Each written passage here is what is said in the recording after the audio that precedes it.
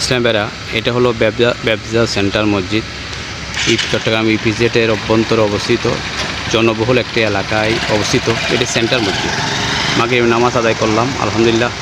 কিন্তু অতীব দুঃখের বিষয়, এই মসজিদে সম্পূর্ণ শীতাতপ নিয়ন্ত্রিত, সরকারিভাবে নিয়ন্ত্রিত হয়। প্রশ্ন হলো, এখানে 11টি কাতার রয়েছে, প্রতি কাতারে 100 করে হলে 1100 মানুষ হওয়ার কথা। আর যেহেতু এটা একটি জনবহুল এলাকা, দুই কাতারও পূর্ণ হয় নাই। সর্বপ্রথম মাগরিব নামাজের সময় মানুষ হয়েছিল 60 জন, এসি চলতেছে 10টি, এরপর ফ্যান। প্রশ্ন হলো, বিলাসবহুল জনবহুল এলাকায় এত লোক কম হওয়ার কারণ কি? মসজিদে বড় মাইকের মধ্যে ডিক্লার দেওয়া হলো যে হাইয়া আলাস সালাহ, তোমরা নামাজের জন্য আসো, কল্যাণের জন্য আসো।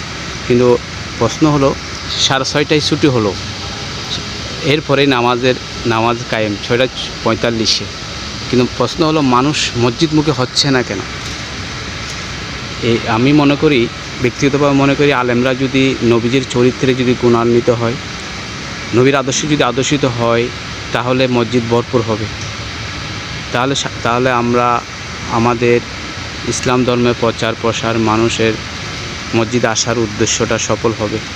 আসুন ইসলাম ভাইরা, আমি আলেম সমাজের কাছে বিনীত রিকোয়েস্ট, আপনাদের যদি একটু সহানুভূতি হয়, তাহলে মনে হয় মসজিদের উন্নতি হবে।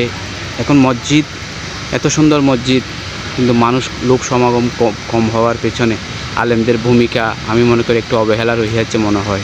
তাই আলেমদেরকে শ্রদ্ধার দৃষ্টি দেখতেছি, আপনারা একটু সহানুভূতি এই দৃষ্টিতে দেখবেন, যাতে মানুষের বিপদ আপদে পাশে থাকবেন, খোঁজখবর নেবেন। যেহেতু আপনারা হলেন রেসপন্সিবিলিটি, দায়িত্বশীল